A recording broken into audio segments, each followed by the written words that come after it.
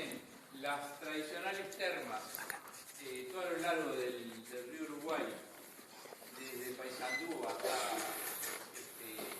Artigas, y desde hace relativamente menos tiempo del otro lado de la Argentina, en Colón, Concordia, todos esos lados. Así que esos han sido los dos usos conocidos. Estos dos usos conocidos, lo que han tenido como problemática han sido en las partes de recarga donde el agua empieza a entrar a esta capa arenosa,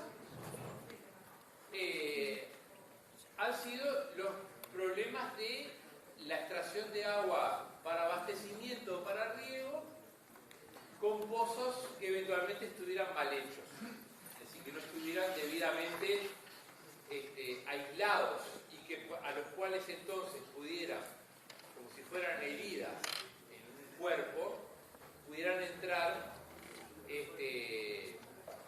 las contaminaciones provenientes de las ciudades, o sea, las aguas con alto contenido de nitratos, o en el caso de las ciudades, o los escurrimientos de fertilizantes y plaguicidas en el caso de las producciones agrícolas.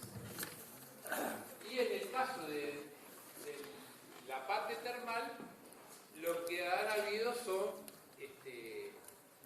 algunas problemáticas de riesgo de sobreexplotación, ¿no? Sobre todo pensando en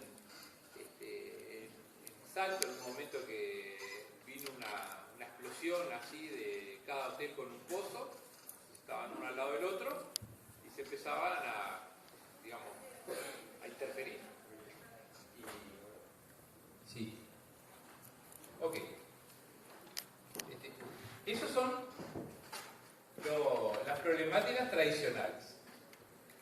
De lo que se van a referir mis compañeros después es una problemática nueva, que es la posibilidad de que a raíz de la búsqueda de indicios o potenciales posibilidades de gas de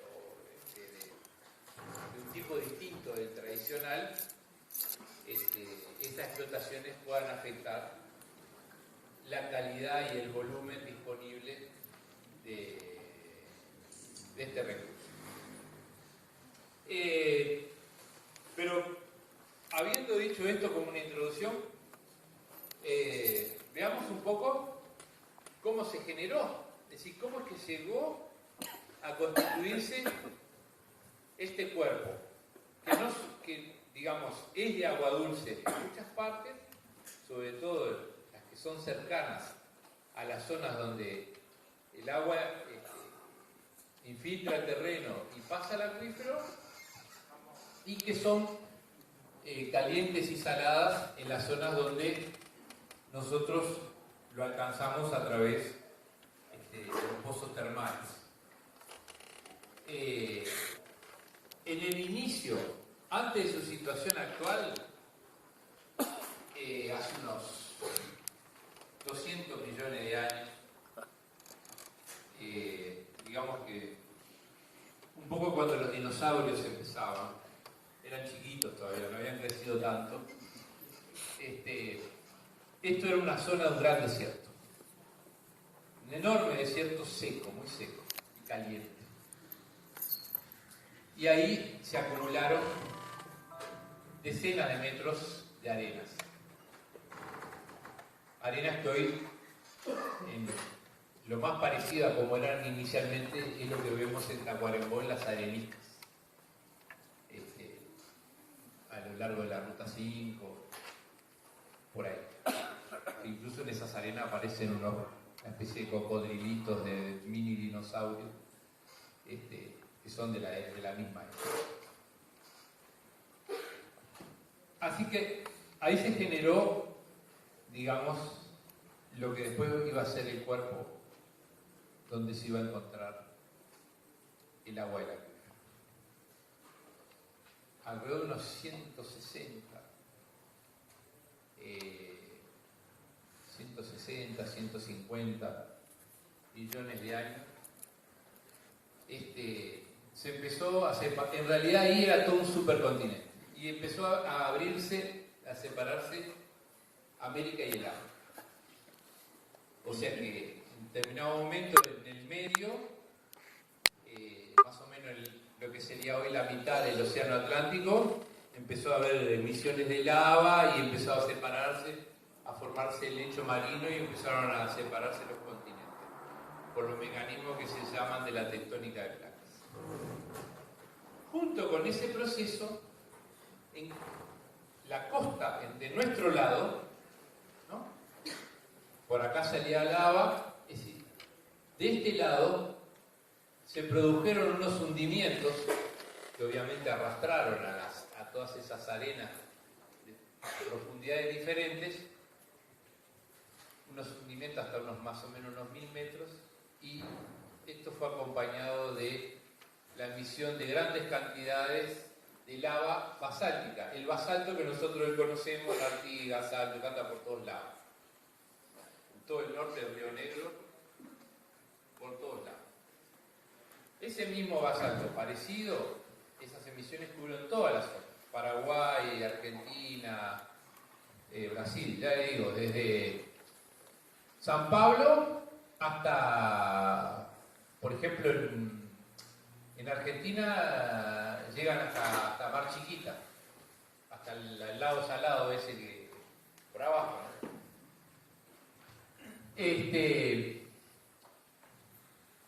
Se revela ahí está.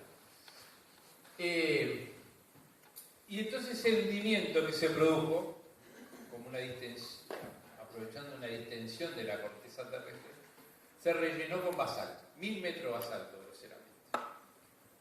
Así que entonces, en estas zonas verdes está superficial, no es nada, y después se hunde así, hacia abajo, va cada vez siendo más espesa la capa de basalto, y sobre el río Uruguay tenés 1000 metros, 900 metros, 1000 metros.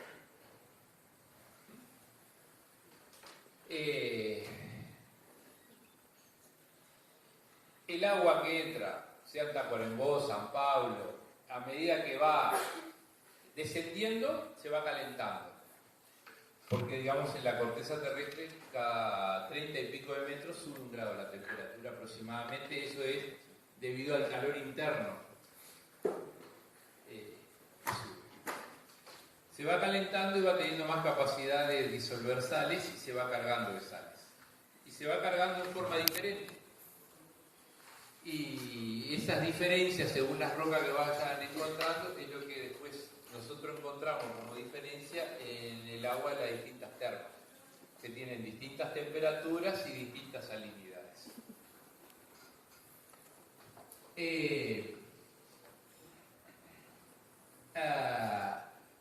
A esto hay que agregarle que después de que toda esa capa de arena se hundió de forma diferente, quedó algunas aflorantes, otras hundidas, otras esencialmente recubiertas de basalto, siguieron pasando procesos y hubo fallas. Y así, por ejemplo, el río Uruguay es una falla. Y hay una diferencia. Debido a esa falla, del lado argentino, todo el terreno debido a esa falla cayó 400 metros. Por eso es que hay 400, más o menos 300, 400 metros de diferencia entre los pozos de este lado, hecho para alcanzar la capa termal, con respecto a la del otro lado, que tienen que hacer pozos más profundos. Esa es la realidad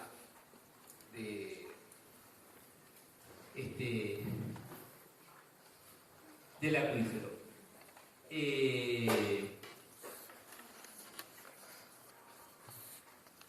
Entonces, como decíamos, esta realidad de este acuífero, con esas diferencias, incluso diferencias regionales, como le decía, el agua de Guarillú no Yapey, y eso se debe a esas diferencias de rocas que se han encontrado. Finalmente llegamos a la situación actual. Zonas de recarga, zonas termales y los usos. Unos de abastecimiento, de riego, otros los usos termales.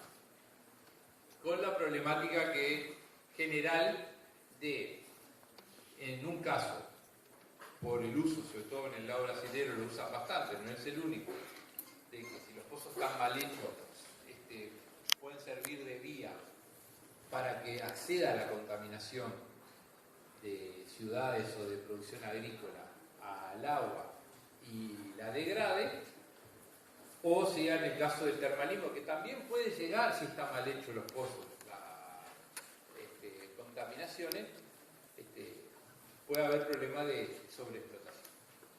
Para dar una idea de los tiempos que el agua le lleva a recorrer dentro del sistema, por medidas que en algún momento hizo OCE usando isótopos radiactivos, teniendo en cuenta la cantidad del isótopo que había a la entrada del Tacuarembó por el contacto con el aire, y cuánto había del isótopo si uno tomaba el agua termal en, digamos, Guavillú, el tiempo entre que entra y llega al pozo termal, aproximadamente un número es 12.500 años. Le lleva 12.500 años al agua, después que entró, llegar hasta la zona del pozo termal. Una cosa importante que hay que decir, además, en este tema de preservar el recurso, es que una vez, si por algún motivo, sea una contaminación urbana o de otro origen, o sea una sobreexplotación, después que se generó el problema, es muy difícil de resolver, prácticamente imposible o muy caro. Es decir, y esto es válido en general para todo lo que son los acuíferos. Una vez que se contaminó, arreglarlo casi imposible o sumamente caro de resolver. Quizás, habiendo hecho esta presentación, los colores significan un poco el tema, el grado de profundidad, ¿no? Claramente la parte más marrones son las partes más profundas, más calientes, que es de donde después tomamos el agua termal, y las partes verdes serían las zonas de recarga. Por supuesto que la zona de San Pablo, digamos, esto que hablábamos de la contaminación urbana e industrial es una realidad, no es simplemente una hipótesis, porque digamos sabemos que en el estado de San Pablo es uno de los grandes problemas que tiene, que es, junto con la gran industrialización, es también que han hecho una contaminación masiva de todos los tipos de fuentes de agua disponibles en la zona, tanto las superficiales como las subterráneas. Lo que me quedaría de repente para decir, con una idea de dejar bastante tiempo, dejar algún tiempo como para preguntas, es que, en todo caso, lo que hoy se agrega como problema, como conflicto, es el potencial de contaminación, de alteración, tanto del agua potable como del termalismo, que puede acarrear el uso de esas técnicas de ruptura artificial de rocas, que en principio serían rocas que están por debajo de la acuífero, o sea, más profundo, pues son más antiguas todavía, en las cuales en teoría podría haber gas o petróleo, aparentemente podría ser más petróleo que gas, siguiendo las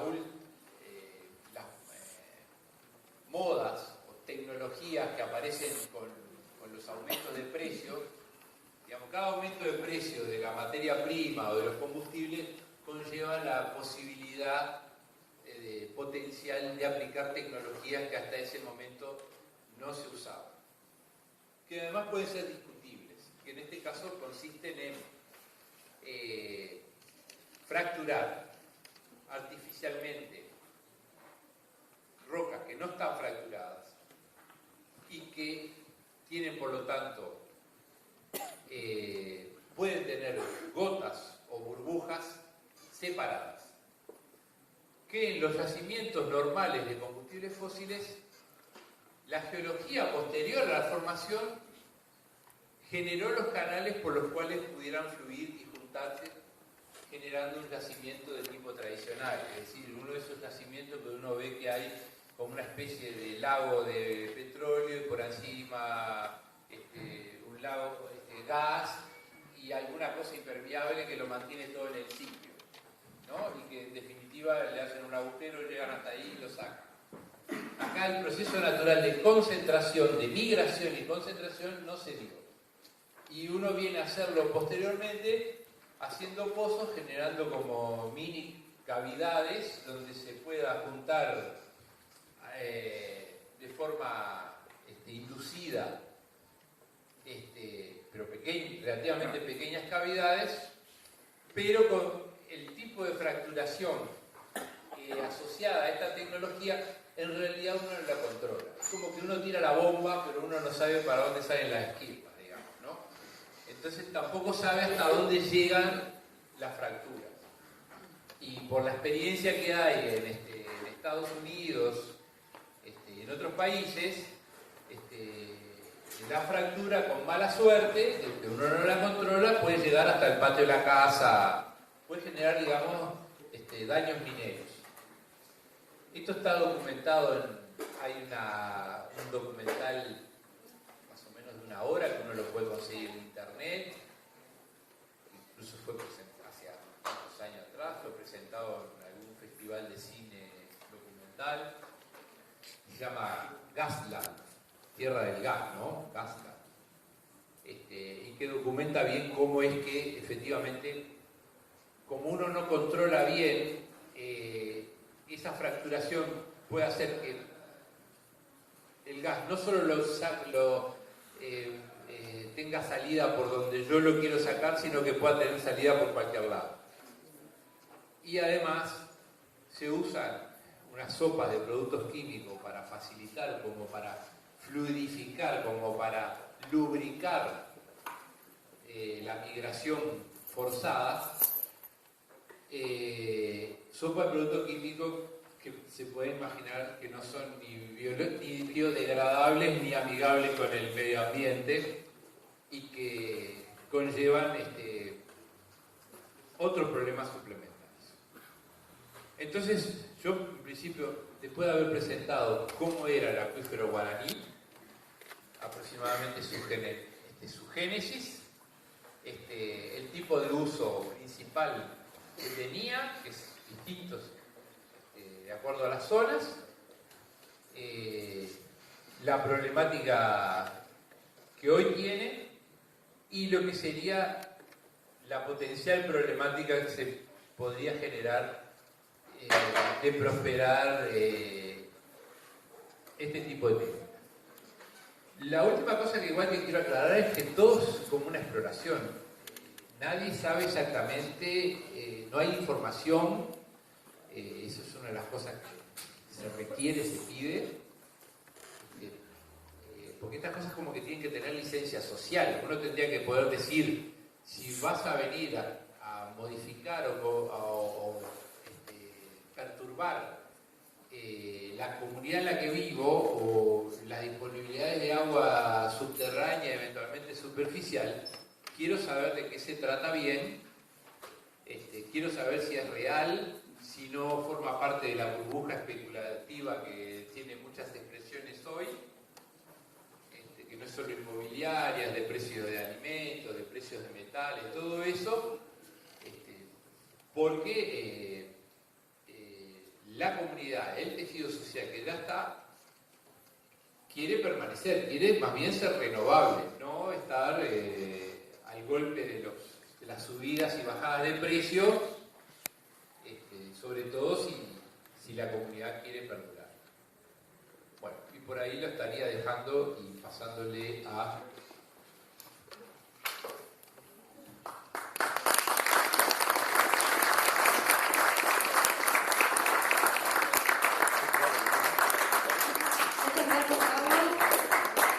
Al final vamos a tener una rueda de preguntas para todas las dudas que se nos vayan presentando.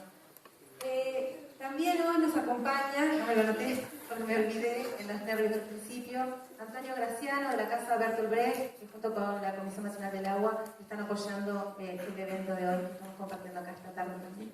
No me quería olvidar.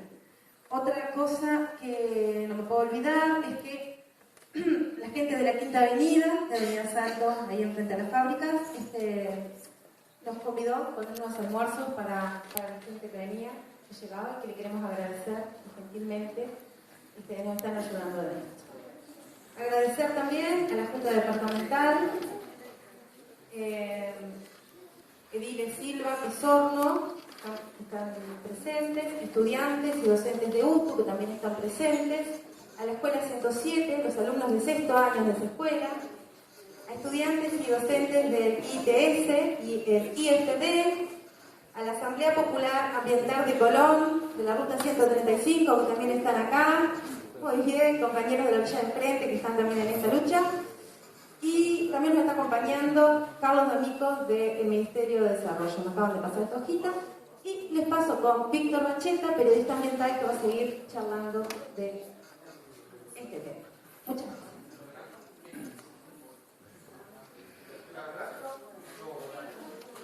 ¿Quién faltó? Justo Popi me pasó la hojita, que es docente de la Escuela Granja, y se olvidó de anotar. Miren, me pasó todas las anotaciones, se olvidó. El bachillerato de la Escuela Granja, que allá están allá atrás, fueron los primeros.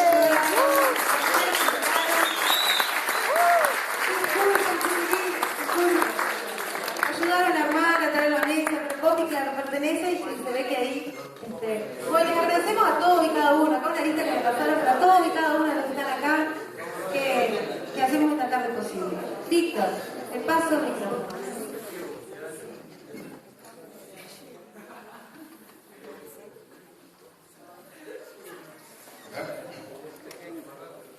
Bueno, buenas tardes. Muchas gracias por invitarnos. Vamos a tratar de ampliar un poco lo que ya presentó Carlos sobre este evento nuevo, digamos, este fenómeno nuevo que está apareciendo en el mundo y llegando acá al Uruguay y que tiene impactos muy significativos, en particular sobre este recurso que es muy importante para nosotros y para los países vecinos, que es el acuífero guaraní, ¿no? Que es una de las fuentes de agua dulce más importantes del planeta. Ustedes deben saber también que el agua dulce es muy escasa en el planeta y cada vez, producto de procesos de desarrollo tecnológico, industrial, se está haciendo más escasa. Incluso ya en los últimos años se habla de guerras del agua. Y hay algunas de las guerras reales que se están dando en este mundo que ya son guerras del agua, en particular en Medio Oriente, que es uno de los lugares donde menos agua dulce existe. Víctor, tocate un poquito más el micrófono para que se escuche más, que si no yo subo el volumen, a ver. Nosotros tenemos la suerte, un privilegio de tener este recurso bajo nuestro suelo, justamente poniéndonos en contraste con la suerte o el destino de otros países del planeta. Acá lo que está precipitando esto, este fenómeno nuevo, es lo que se ha llamado el pico del petróleo. O sea, esta es la generación, la civilización del petróleo, de los combustibles fósiles. Todo lo que prácticamente hoy se desarrolla en términos energéticos y que depende de la energía está sustentado en esas lagunas de petróleo y de gas natural que se han extraídos, han estado extrayendo a un ritmo cada vez más acelerado en las últimas décadas. Pero esas reservas no se autorreproducen, no se autogeneran, es decir, esas reservas son producto de movimientos como, fíjense, es muy difícil imaginarse las cifras que daba Carlos de los millones de años o de los miles de años que demora el agua en entrar en el acuífero y llegar a las termas. O sea, para nosotros es prácticamente imposible imaginar eso. Bueno, las reservas de petróleo y de gas natural, en la forma tradicional que se ha extraído hasta ahora, se acaban. Es decir, no son infinitas, son reservas producto de movimientos geológicos de millones de años, que se generaron por sedimentos biológicos que pasaron al interior de la corteza terrestre, y llega un momento que se tienen que acabar, máxime con el ritmo desenfrenado de consumo energético que ha producido esta civilización. Entonces ya desde hace algunos años se viene hablando del pico del petróleo. Y se considera que hoy ya lo hemos pasado. ¿Qué quiere decir? ¿Qué es el pico del petróleo? No quiere decir que el petróleo se acaba mañana. Quiere decir que ya las reservas existentes no permiten mantener el ritmo de crecimiento de consumo de energía que tiene esta civilización actualmente. Y que a partir de ese momento, o sea, va a llegar un momento que se va a acabar, pero todavía podemos estar lejos, podemos estar tal vez 30, 50 años de que esas reservas se acaben. Pero ya lo que es claro es que no pueden mantener, abastecer el ritmo de crecimiento que tiene prevista la civilización actual en el consumo de energía. Esto es por lo que este profesor, que es un especialista en temas energéticos, un profesor estadounidense, dice así: en términos energéticos, estamos entrando ahora en un mundo cuya aciaga naturaleza todavía no comprendemos bien. Este cambio fundamental ha venido dado por la desaparición del petróleo relativamente accesible y barato. El petróleo se podría considerar accesible y barato era ese que se encontraba en esas cuencas o en esas burbujas en el fondo de la corteza, que simplemente se extraían por una perforación vertical y la presión las hacía subir casi que naturalmente. Ese es el petróleo fácil. El tipo de petróleo que permitió una expansión sorprendente de la riqueza global durante los últimos 65 años y la creación de innumerables comunidades suburbanas basadas en el automóvil. Ese petróleo casi ha desaparecido. El mundo alberga aún grandes reservas de petróleo, pero resultan difíciles de alcanzar, difíciles de refinar, porque pertenecen a la variedad que él llama petróleo difícil. Las llamadas reservas no convencionales, hoy se habla mucho de hidrocarburos no convencionales, ¿está? Refiriéndose a ellos. Pueden explotarse, pero al precio a menudo escandaloso, no solo en dólares, sino también en daños al medio ambiente. Este es el concepto fundamental. Y es en este contexto que en las últimas décadas surge en Estados Unidos una tecnología que es la tecnología de fracturación hidráulica, a la que Carlos se refería, y que introduce un proceso nuevo que ahora vamos a explicar. En materia de hidrocarburos no convencionales, básicamente hay distintas variedades, pero básicamente hay dos más importantes. Una que se llama los esquistos bituminosos. Los esquistos bituminosos es, digamos, esto se refiere a procesos, capas del subsuelo de la corteza terrestre en donde todavía faltarían tal vez miles de años para llegar a lo que son las cuencas en la forma tradicional. Pero entonces el esquisto bituminoso es una especie de, vamos a decir, como de roca mojada, una roca impregnada, como una esponja que estuviera impregnada en aceite, en grasa, digamos. O sea, es una etapa anterior al petróleo líquido que se conoce.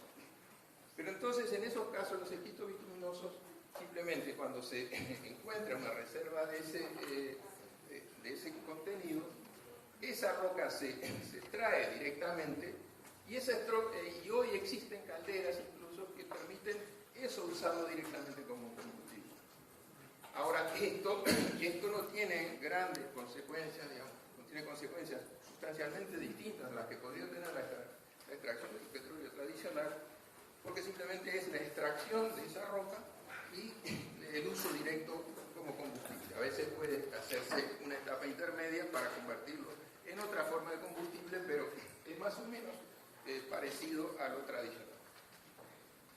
El otro tipo de hidrocarburo no convencional que aparece en este contexto es lo que se llama el gas de esquisto.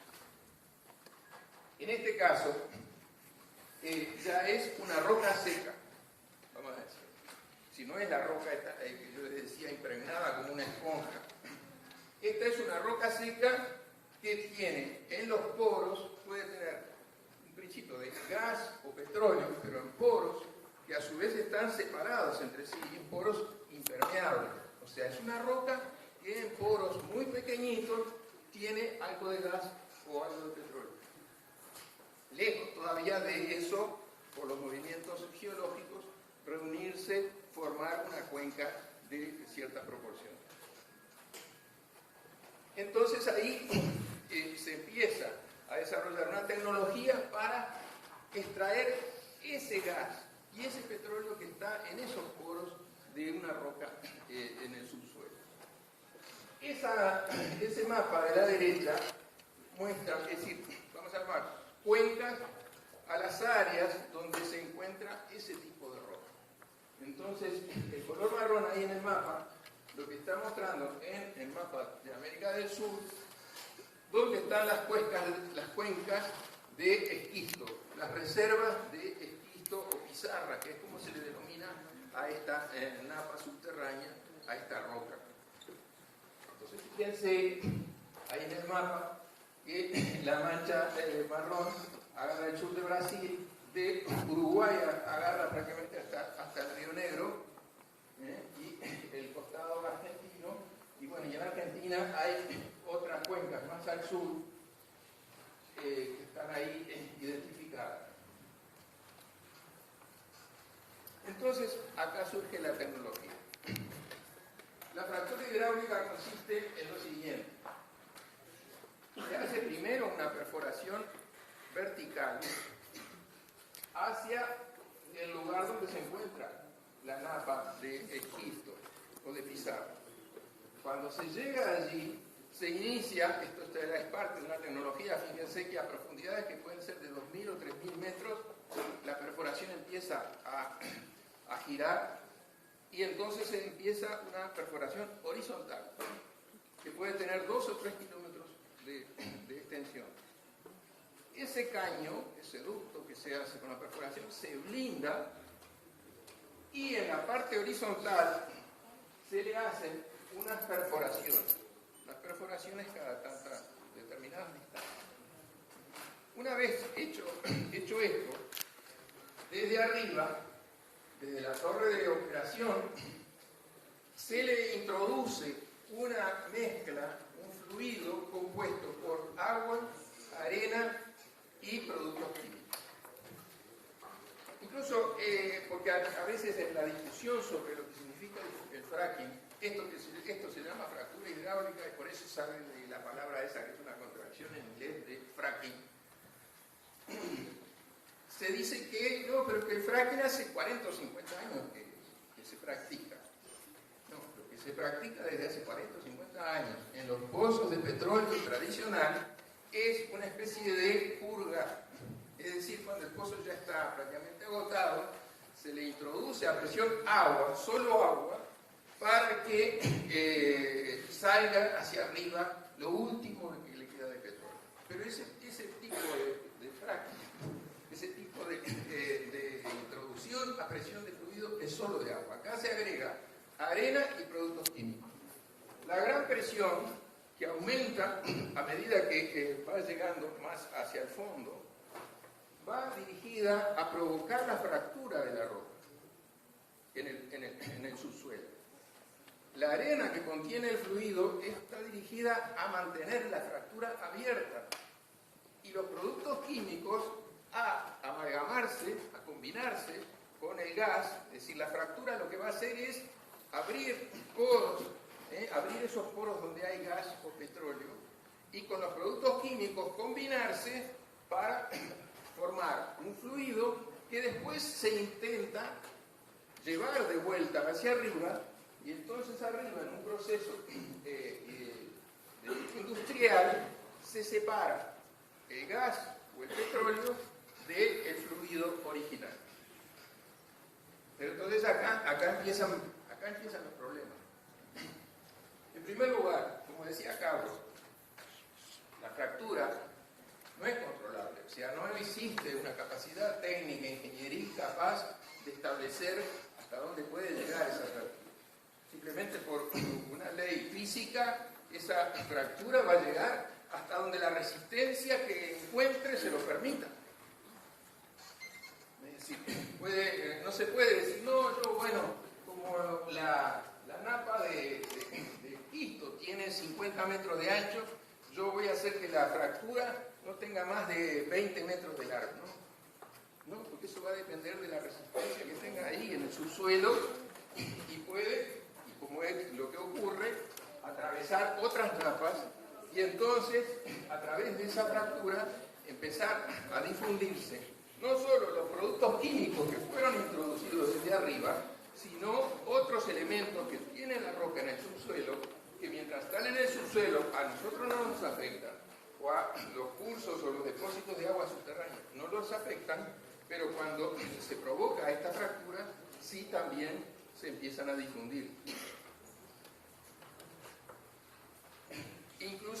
Incluido el propio gas, porque digamos, entre las consecuencias, los impactos que empieza a tener esto sobre el ecosistema, sobre el subsuelo, sobre el suelo, llegan hasta la superficie. Hay en ese video, ese film que relataba Carlos, hay, por ejemplo, el caso que más notorio está en una de las imágenes de lo que se ha compartido a ustedes. Es un agricultor que abre en su casa la canilla de un lavatorio, le acerca un encendedor y se prende el agua.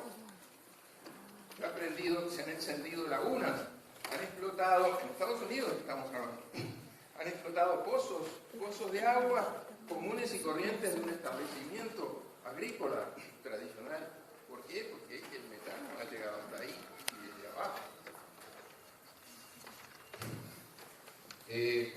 Entonces, primer problema, la fractura no es controlable. Segundo problema, lo que se rescata de todo lo que se introdujo es una parte, no se puede rescatar todo. Se puede rescatar hasta el orden del 50% de lo que se introdujo. Pero entonces hay toda una parte de los productos químicos que se introdujeron que no se vuelven a recuperar. Y después, esto tiene componentes altamente tóxicos. Uno de los grandes problemas del uso de esta tecnología ha sido, particularmente en Estados Unidos, por esas reglas comerciales, del secreto comercial, etcétera, que las empresas escudadas en el secreto comercial no revelan la composición de los productos químicos que están siendo introducidos en el suelo. Y entonces, bueno, a esta altura, incluso en algunos casos, por decisiones de estados o de autoridades públicas a las empresas, a esta altura ya se conocen por lo menos 500 o 600 de esos productos químicos. Y se sabe que son altamente tóxicos porque son anticorrosivos, lubricantes, tienen benceno, tolueno, son sustancias que ya se conoce el grado de toxicidad que tienen. Simplemente eso se está introduciendo por la fuerza en el suelo y gran parte queda allí. Otro problema es incluso en la superficie ¿qué se hace con esa solución que queda de desecho? Porque... Gracias.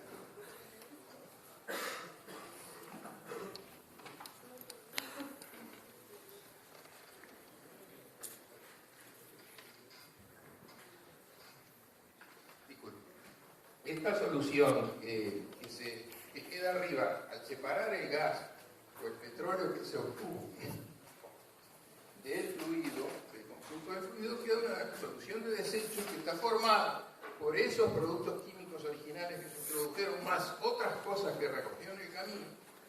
Y es un problema serio. ¿Dónde queda eso depositado? Y pues ahora ha sido dejado en lagunas, al aire libre, con alguna impermeabilización, pero digamos, bueno, casi como el mismo tipo de problemas que tienen las lagunas de cianuro en la minería del oro, que la justificación que tienen es que tienen una capa impermeable que es un plástico, pero que no puede ser eterno, entonces que comienza a estar expuesto a accidentes, a derrames, etcétera, y bueno, eso pasa a ser también un problema adicional de riesgos de contaminación muy importante en la superficie. El problema incluso es que esta perforación, estos pozos, vamos a decir, tienen una vida muy corta. Es decir, ese proceso de introducción del fluido y de extracción se puede hacer del orden de 18 veces por cada pozo. Es lo que dice ahí. 18 extracciones y cada una, imagínense en este proceso, los volúmenes de agua que se precisan. No estamos hablando ahora del agua que se puede impactar, contaminar como consecuencia de este proceso. No, el agua que necesita el proceso para introducir hacia esas profundidades, por esa cañería, ese fluido a la presión con la mezcla que comentaba.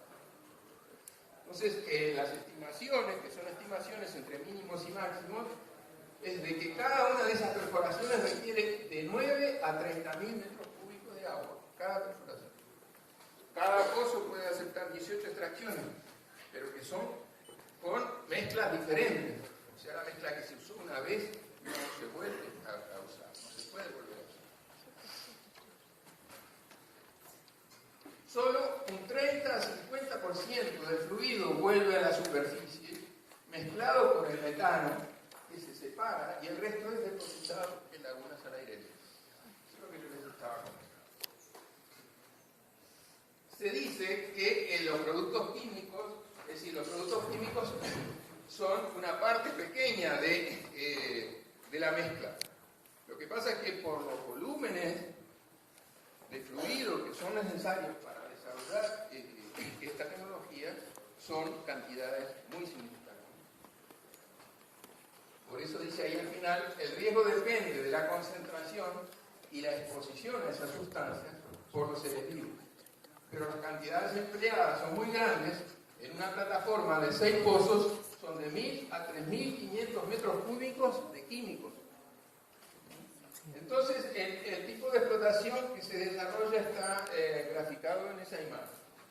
Una misma perforación vertical se usa para más de una perforación horizontal, hasta 6 perforaciones por cada pozo.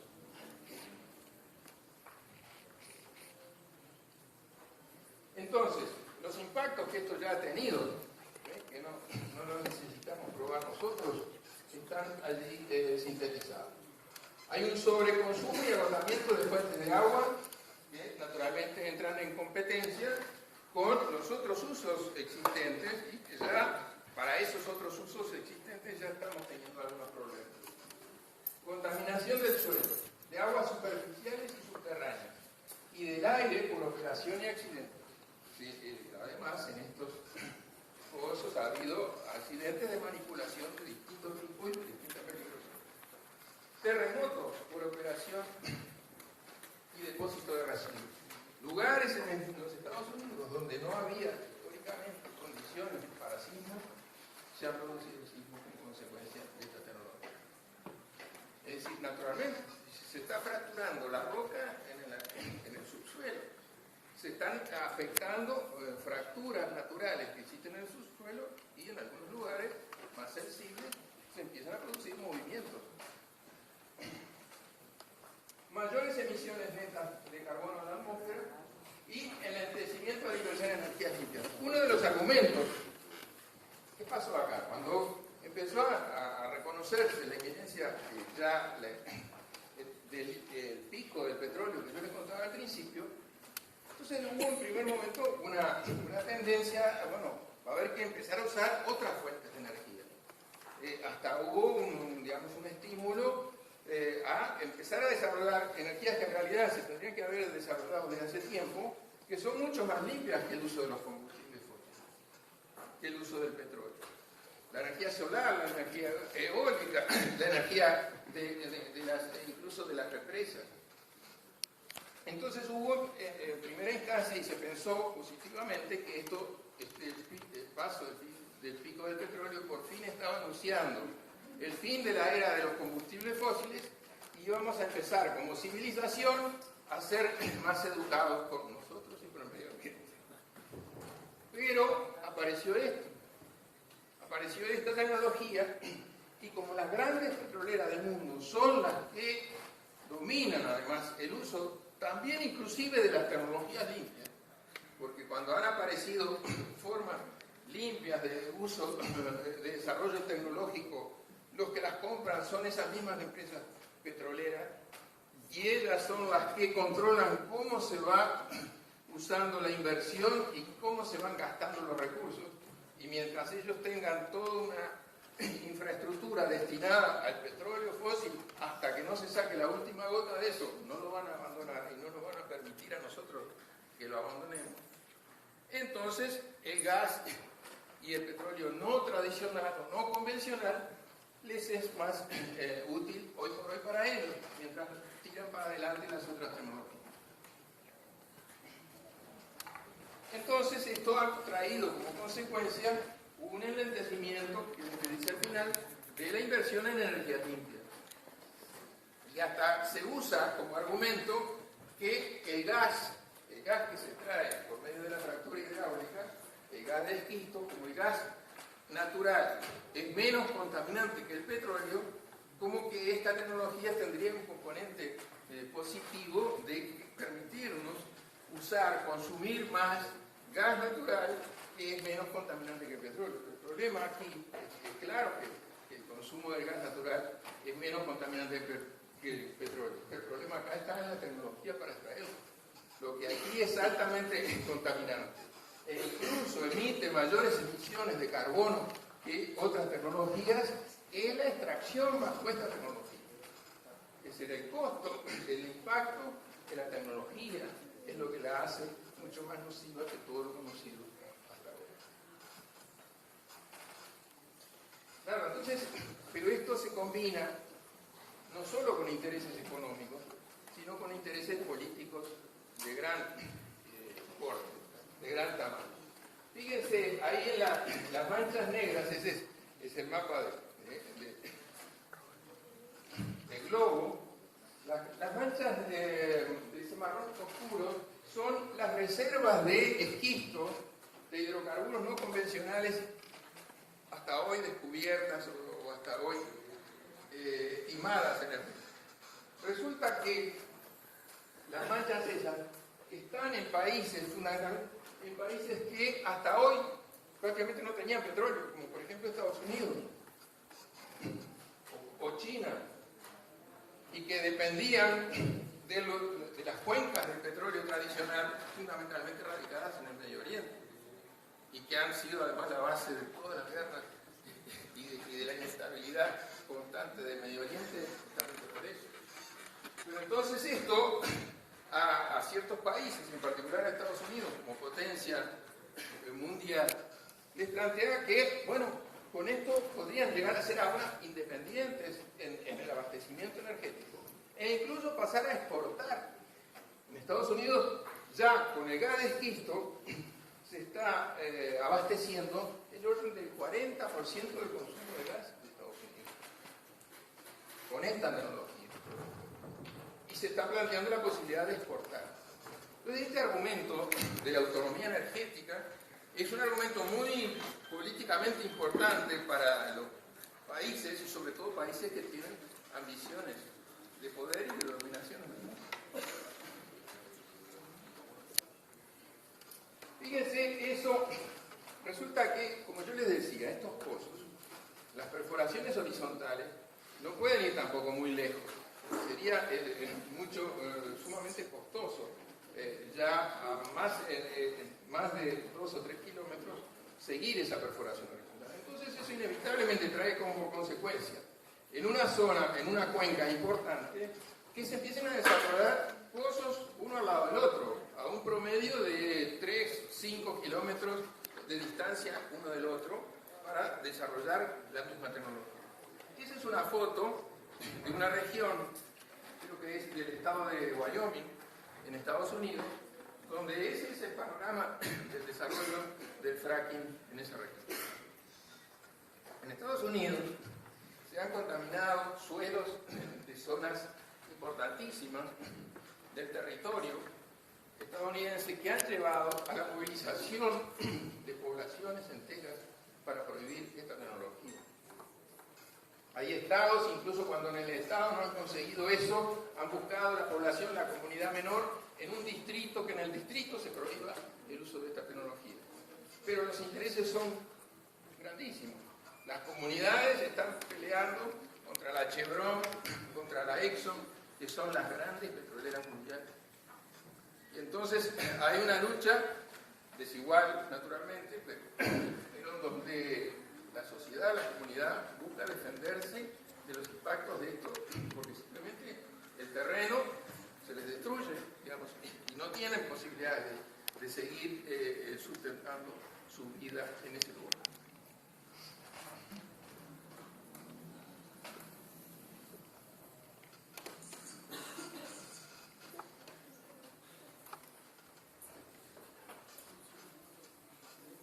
Y fíjense la relación que hay entre esto, el desarrollo de la tecnología y los estudios, la ciencia, que la tenemos teóricamente como el instrumento para saber, bueno, qué es lo que puede pasar, a qué riesgo nos exponemos, si una tecnología es apropiada o no. Bueno, en Estados Unidos mismo, la EPA, que es la Agencia de Protección Ambiental del país, hasta el día de hoy, cuando esto lleva ya más de una década desarrollado en Estados Unidos, hasta el día de hoy no tiene completado un estudio científico sobre los eventuales impactos negativos de esta tecnología. En el año 2010, en marzo, la agencia anunció el inicio de una profunda investigación de los potenciales impactos negativos del fracking, cuyos resultados se iban a estar a finales del año pasado, finales del 2002.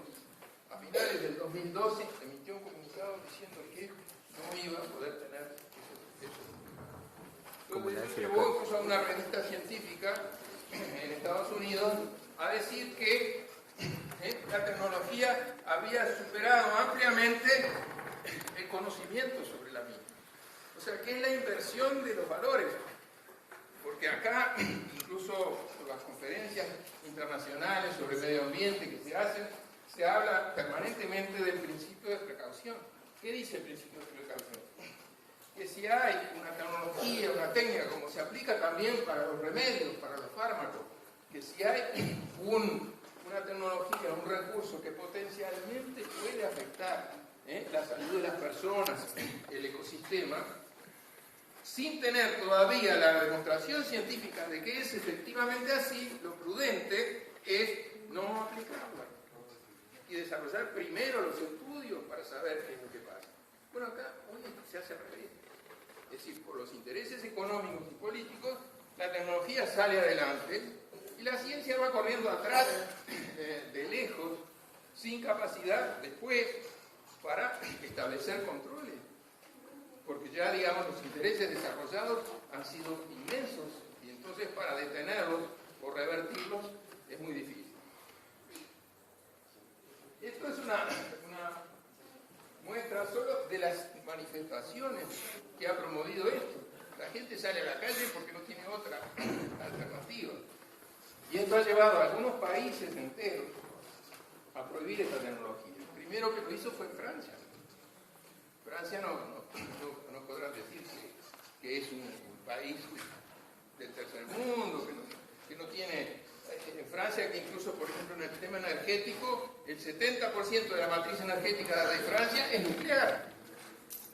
Entonces uno podría pensar, uno si es muy ecologista, decir, bueno, y los franceses que les gusta tanto la energía nuclear, ¿por qué no iban a pensar que acá también se puede sacar? No, prohibieron en todo el territorio el fracking, pero lo prohibieron por la movilización social. Si no, no hubieran sido capaces de prohibir. Hay otros países, Bulgaria también, y en otros países que no la prohibieron a escala nacional, hay departamentos o estados o provincias o distritos que adoptan esto como consecuencia de la preocupación y de la movilización de la gente. Esto ya se está dando en Argentina. En América del Sur, la principal potencia, digamos, de gas de esquisto sería la Argentina, por las reservas estimadas que tiene. Y en el caso de la Argentina, el gobierno argentino actual, incluso después de la nacionalización de YPF, de la empresa estatal argentina, ha dicho explícitamente que su estrategia de desarrollo energético está basada en la explotación de gas de esquisto de los hidrocarburos no convencionales. Y ya están haciendo fracturación hidráulica en el yacimiento de Vaca Muerta en el sur, alguna de esas manchas marrones que aparecían en el mapa en el sur de la Argentina. Entonces también en la Argentina ya se han empezado a desarrollar movimientos sociales que toman conciencia, toman idea de lo que significa esto y bueno, quieren tratar de impedirlo. Bueno, en Uruguay, yo les decía, según el mapa ese, se veía que hasta la mitad, más o menos, del Uruguay llega una napa de una cuenca de gas de esquisto. Y acá sucede lo siguiente. Empezaron a aparecer en el año 2011 unas estimaciones de unas instituciones de Estados Unidos sobre las reservas potenciales del Uruguay en gas de esquisto. Entonces, por ejemplo,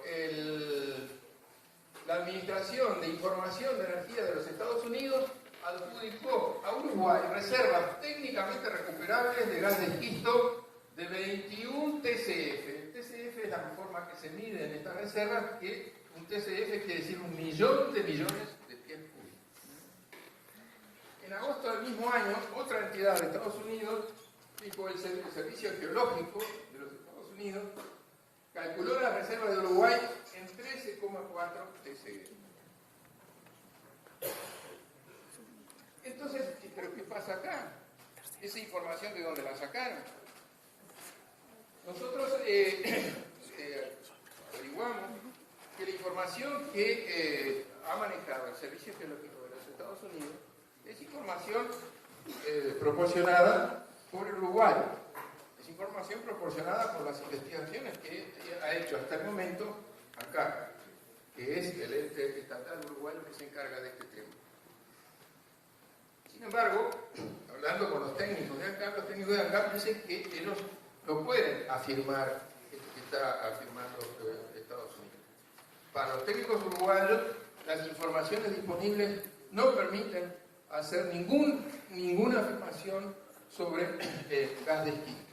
Incluso de las investigaciones hechas en Uruguay, lo único que se sabe y se afirma con certeza es que hay alguna reserva en Mangrullo de esquistos bituminosos, aquello que yo les contaba de la roca mojada, pero que incluso esas reservas ya se sabe, son muy pequeñas y no son interesantes, viables para ser explotadas. Y de gas de esquisto, las informaciones disponibles no permiten afirmar.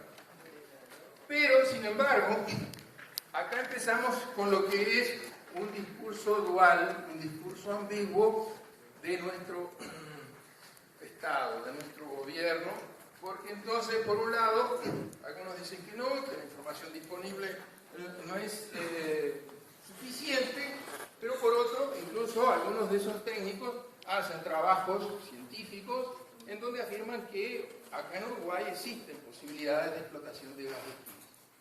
Y de alguna manera, y eso es, esas estimaciones hechas por científicos o técnicos uruguayos son las que han permitido, han habilitado esto que se llama la Ronda Uruguay, sobre todo me estoy refiriendo exclusivamente al territorio, no a la parte del fondo marino, en donde han aparecido, en consecuencia, en este contexto internacional, etcétera, empresas extranjeras interesadas en la posibilidad de explotar el gas de esquisto que hay en el Uruguay. Entonces, nosotros nos enteramos, ahora les voy a mostrar esto,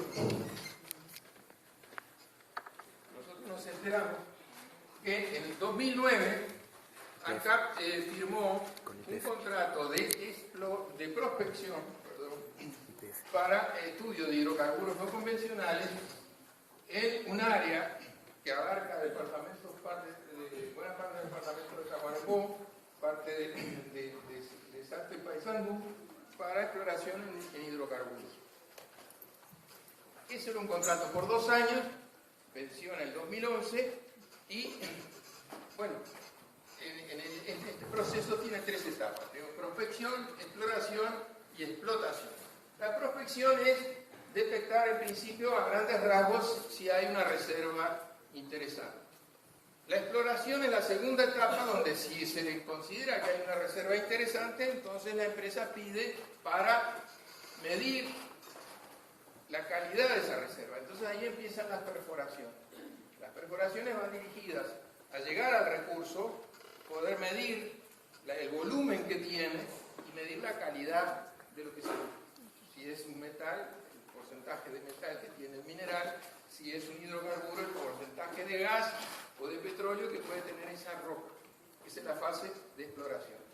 Y la tercera es cuando ya dicen, bueno, hacen estudio de factibilidad económica, esto sí, esto es rentable para nosotros, entonces vamos a sacarlo, y ahí se introduce directamente la tecnología. Bueno, cuando llegó el fin del contrato de prospección, ANCAP, pocos meses después, en febrero del 2012, firmó un nuevo contrato con esta empresa ya para las 2 fases siguientes. Un contrato de exploración y explotación. Y cosa rara, porque generalmente lo que sucede es que primero la superficie de la primera fase es la mayor. Se está buscando, bueno, la posibilidad de un yacimiento. Después, cuando se pide para la segunda fase, ya, bueno, si se detectó que el yacimiento es acá, entonces ya la superficie que se solicita y que se concede es menor. Y después, por último, en el lugar donde se va a explotar todavía puede ser menor. Pero acá, extrañamente, fue al revés. En el primer contrato con Schweppes, ANCAP lo concedió para un área de 1 millón de hectáreas. Y en el segundo contrato, ya de exploración y explotación, por 1.400.000 hectáreas, casi 1,5 millones de hectáreas. A eso se sumó ahora, pues, que ANCAP también tiene firmado contratos con YPF, que es la empresa estatal argentina de combustible, que es la mancha violeta que está allá arriba. Los cuadriculados amarillos es el área cubierta por Schweppes, que es la empresa estadounidense, y el violeta es el área cubierta por YPF. Bueno, sabemos que YPF trabaja con esta tecnología, y Schweppes, que es una empresa norteamericana, surge justamente en el contexto de esta nueva tecnología, y su especialidad es el fracking.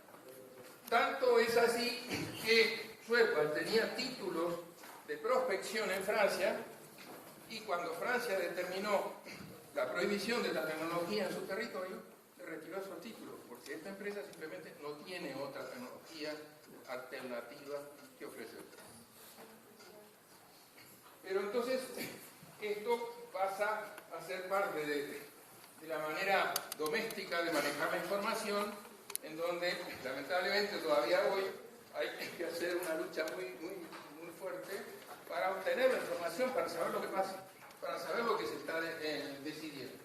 Entonces, las declaraciones de las autoridades de ANCAP son ambiguas. Por un lado dicen que no, que los datos no permiten afirmar que hay reservas que sean viables de explotar, que no tienen la decisión de usar el fracking.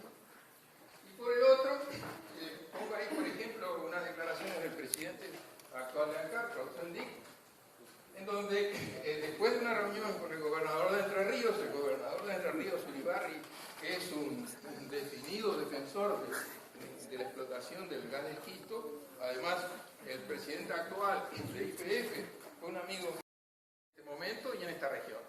La única novedad que hay es esta, el gas de esquisto, son los hidrocarburos no convencionales.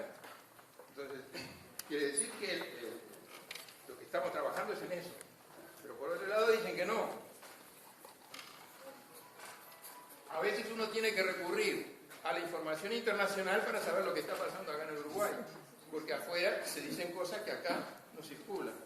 Entonces ese recuadro de abajo es una noticia de un órgano especializado de las empresas del sector de los hidrocarburos, donde dice que ANCAP y Schweppes están buscando hidrocarburos no convencionales.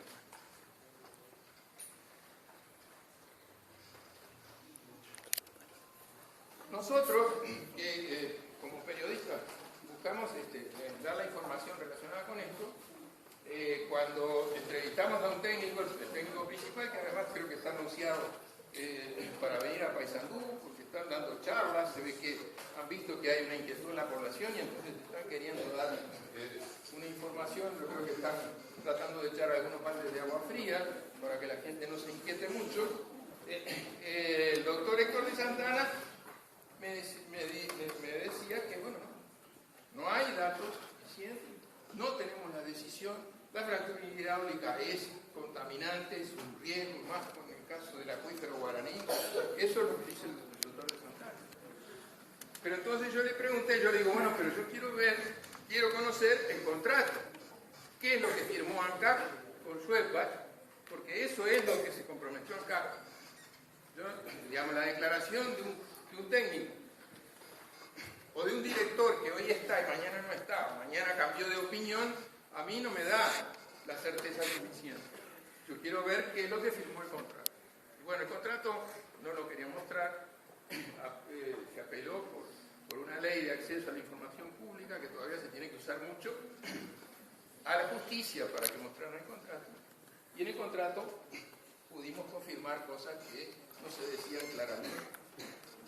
Entonces en el contrato pudimos confirmar, por una parte, que se está trabajando es para la búsqueda de hidrocarburos no convencionales.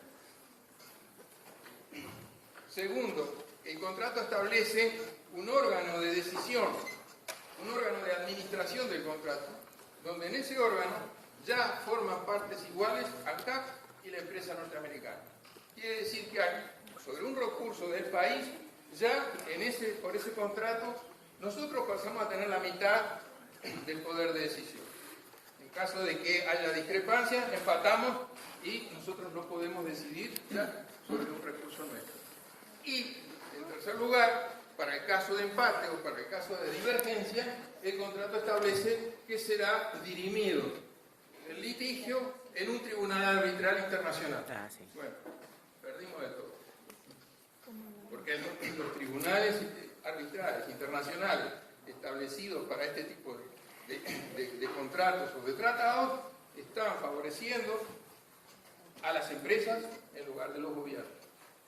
Están dándole a las empresas recursos, incluso que los gobiernos no tienen, para litigar en tribunales que no se rigen, por supuesto que no se rigen por las normas legales del Uruguay, pero además por normas, por ejemplo, como no tener gente que está en los dos lados al mismo tiempo. Es decir, que son representantes, por un lado integran las empresas y por el otro aparecen como abogados o como juristas en supuestos tribunales que van a dirimir entre los intereses de esas empresas y de otros estados. Entonces, una muestra de eso es el caso de Philip Morris. O sea, el Uruguay tomó una decisión soberana de prohibir el uso del tabaco en determinados ámbitos, etcétera, por razones de salud. Es una ley que nosotros como uruguayos tenemos derecho a aprobar, y Philip Morris consideró que eso era una violación de sus intereses, etcétera, y le instaura un juicio al Uruguay que se está dirimiendo en una corte en Suiza sobre si el Uruguay tiene derecho a impedirle vender cigarrillos en el Uruguay, y si no lo tiene, la compensación que le tiene que dar por las pérdidas de ganancias que tiene esa empresa en el Uruguay. Por eso digo que cuando se pasa la cosa a un tribunal internacional, ya ahí perdimos completamente el poder de decisión. Sí, dígame. Una situación, digo. Uruguay firmó a Estados Unidos un tratado de promoción y protección de inversiones. Sí. En este gobierno. Sí. Eso no tiene adaptado hasta. Bueno, acá, esto que menciona el señor, hay que mostrarlo en toda su extensión. En los últimos 20 años, y esto es importante porque además ha transitado gobiernos de distintos colores políticos y tenido mayorías parlamentarias también, casi en algunos casos de unanimidad, o sea que se han votado por unanimidad esos tratados. Ha votado 28 tratados de protección de inversiones con 28 países distintos. Protección de inversiones de las empresas o de los capitales de esos países, justamente que tienen una cláusula por la cual pasan los litigios a tribunales internacionales. Es el caso. Es con Estados Unidos, con Suiza. Muy bien. Bueno, esta es... Ahí dice fin, por suerte. Esto es básicamente lo que queríamos mostrarles. Tenemos ahí algunos, si es necesario, para ampliar, pero esto queda abierto a las preguntas de ustedes. No sé si qué va a hacer al final. Perdón.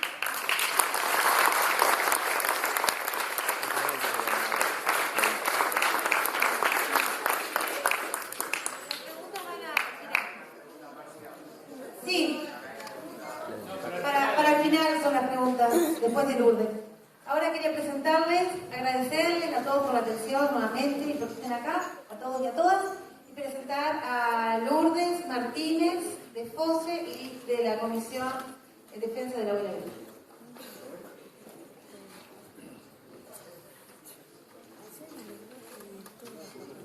Bueno, es un gusto primero que nada estar acá, y pensando en los más pequeños yo les escribí algo y quiero leerles, ¿sí?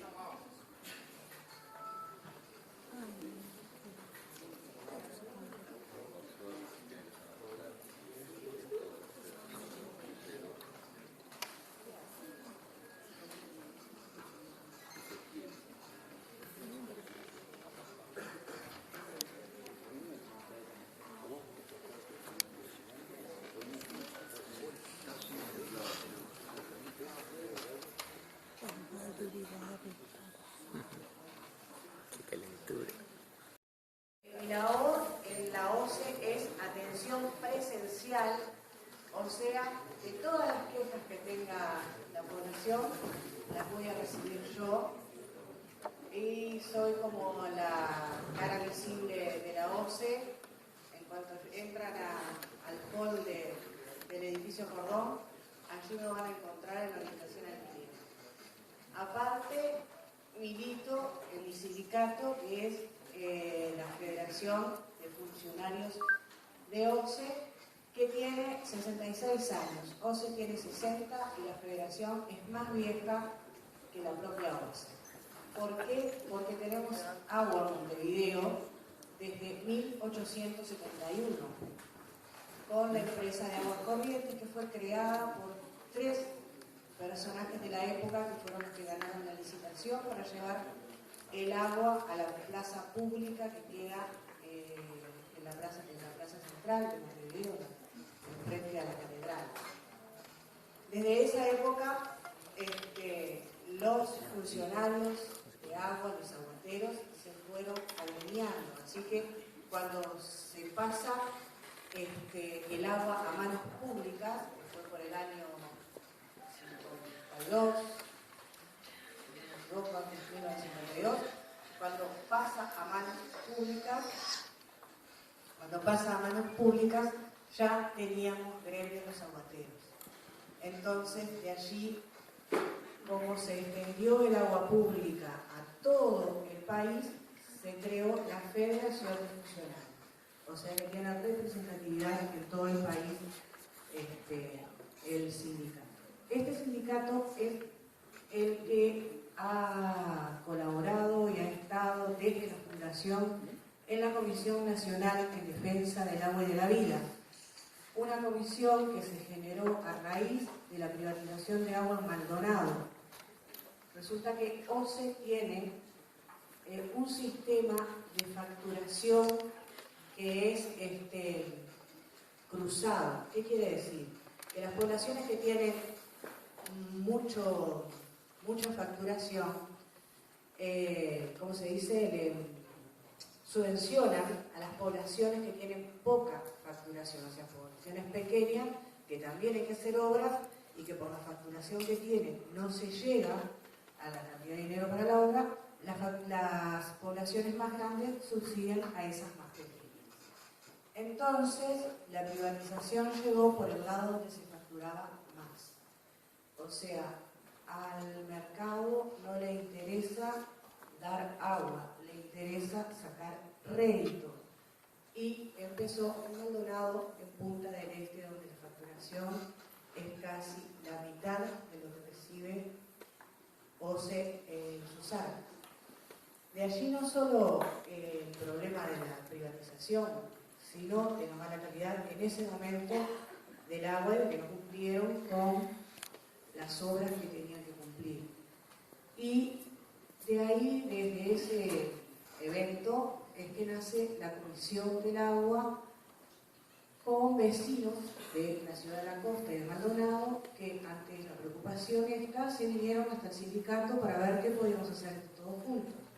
Y así es que el sindicato y la población se unieron en esta comisión y llevaron adelante la reforma constitucional de 2004, que se ganó con 64,7%, el derecho a ponerlo, el derecho a tener el agua, perdón, a reformar la Constitución poniendo el agua como un derecho fundamental. Bueno, les voy a pasar a leer y me siento un poquito lo que les traje. Históricamente está demostrado que el desarrollo de las civilizaciones se ve estrechamente vinculado a la existencia de agua dulce en calidad y cantidad suficiente para el desarrollo de una comunidad. Dos conceptos básicos, el origen de la vida y el desarrollo social. El agua es un bien finito, es el principal regulador del funcionamiento ecosistémico y regulador del régimen energético global. Está presente en todos los procesos productivos, es el motor de toda actividad humana y es un factor determinante en el desarrollo en términos económicos, biológicos, físico-químicos, ambientales, sociales, culturales y políticos, ya sea subterránea, de mares, océanos o ríos. El agua y el territorio, dos elementos que van juntos, que no podemos separar, son la vida misma. En estos tiempos de globalización, donde los límites no son tan visibles, sentimos la necesidad de redimensionar nuestra visión geopolítica. Nuestra estrategia desde lo social es participar en las discusiones nacionales desde cada cuenca para llegar a la integración regional e internacional. La reglamentación del artículo 47 y su ley de aguas, que es la 18.610, llevaron una visión y misión común del Mercosur, especialmente de los países en los que su territorio se involucra directamente en el acuífero guaraní. Desde lo nacional, creemos que el primer paso está dado con la reforma constitucional y la segunda etapa son llevar a tierra lo que la ley dice es la conformación de los consejos regionales de recursos hídricos, donde se conjuga el trabajo de agua y territorio, trabajando por cuenca los impactos que reciben los cuerpos y cursos del agua, del cual nos proveemos para todas nuestras funciones como sociedad. Desde la creación de la comisión en defensa del agua y la vida en el año 2002, donde la sociedad civil organizada y los trabajadores llevamos adelante con total éxito una campaña que protegiera el agua en nuestra Carta Magna y la sostuviera lejos de todo acuerdo comercial, declarándola de derecho humano fundamental, concluyendo en un marco legal constitucional de protección, herramienta fundamental para desmotivar a las multinacionales a invertir en agua. La consigna es y será: el agua es un derecho, no una mercancía, y el territorio también. Esta tarea la realizamos, como solemos decir, sin prensa, sin medios y sin miedos. Fuimos casa a casa, puerta a puerta y boca a boca, llevando a toda la población el reconocimiento y el valor que el agua tiene, que por cotidiano no visualizamos. Sí lo notamos cuando falta o cuando es exorbitantemente caro, como fueron las facturas de agua de Uragua en Maldonado. Nuestras casas se convirtieron en casas del agua. Fuimos generando una relación muy fuerte entre la gente y el agua para que todos supieran y tomaran conciencia del llamado oro azul. Desde el movimiento sindical estamos trabajando en la capacitación para un mejor manejo de las sustancias químicas y del manejo de los residuos, porque es sabido que todo termina en los cursos de agua, dañando a veces irreversiblemente su biodiversidad y en consecuencia disminuye nuestra calidad de agua. En estos días hay un interés coyuntural, ya que las reservas de agua dulce están en la mira de los llamados zares del agua, grandes multinacionales que se disputan los territorios donde se concentran las reservas del mundo de agua dulce y territorios ricos en biodiversidad. Es por eso que el rescate de esa memoria que muchos intereses quieren que perdamos, conmemorando a aquellos que dejan y dejarán su vida por el conocimiento, el trabajo y la verdad, tomando de sus manos la bandera, hoy más que nunca, revivamos la consigna de obreros y estudiantes unidos y adelante. En este honrado camino de la defensa de los derechos de los que nada tienen y no acceden al saber. En el camino de cambiar el futuro a través de nuestro presente, con puro amor al colectivo, compromiso y coherencia.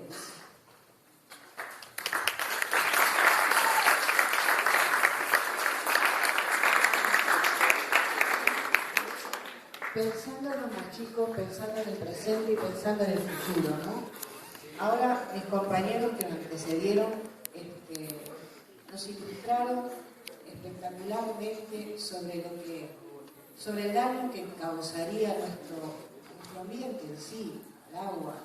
Sin agua no hay vida. Agua y vida van de la mano y lo tenemos presente en todos los aspectos. Todo lo que nos rodea, todo lo que tiene vida, tiene agua, contiene agua, y del agua viene la vida. Entonces, si dejamos que todos estos proyectos los hagan sin escrúpulos y sin que nosotros, que somos los que estamos actuando en cada cuenca, que estamos actuando en el territorio, que estamos viviendo en el territorio, no abrimos los ojos al mercado, como antes le dije, no le interesa más que las ganancias de dinero, nada más. Aquí fue que empezó la defensa del agua. Mis compañeros, la mesa ejecutiva de la FOSE, somos 19 compañeros que representamos más o menos cada uno de los departamentos. Entonces, cuando empezamos con la locura aquella de defender el agua, decíamos que éramos una banda de 19 locos que no sabíamos si íbamos a tener suerte. Después de 2 años, logramos llegar a todo el país y triunfar en un plebiscito que hoy mantiene el agua en manos públicas. El agua es del pueblo, por eso hablamos de participación, de que la estrategia nuestra como Comisión del Agua, como sindicato, es participar, ser parte de. ¿Cómo nos relacionamos? Nos fuimos relacionando, la FOSE generó la Comisión del Agua. La Comisión del Agua, junto con otros países de Latinoamérica,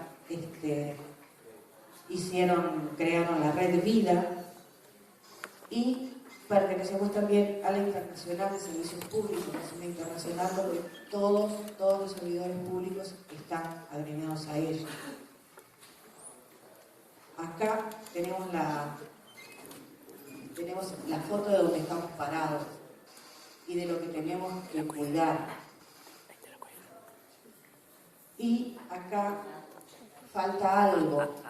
A ver si se dan cuenta de qué es lo que falta en esa foto, qué otro impacto hay que le hagamos al agua. Exacto, los tóxicos, los agrotóxicos, lo que se utiliza para las grandes plantaciones, para las plantaciones transgénicas. Todo eso va al agua. Por eso también tenemos que estar vigilantes nosotros, porque las normas ya están, las leyes ya están, ya las tenemos. Tenemos la ley de agua, tenemos la ley de territorio. Ahora la cuestión es generar los mecanismos para que esas leyes se cumplan. Y los guardianes para que eso se cumpla es la población, somos nosotros. Por eso es importante esa participación desde los chiquitos, los grandes, los técnicos, los trabajadores, participar, porque es nuestra responsabilidad esa huella que vamos a dejar para el futuro. Bueno, ha sido un placer estar con ustedes y quedo a las órdenes para lo que necesiten.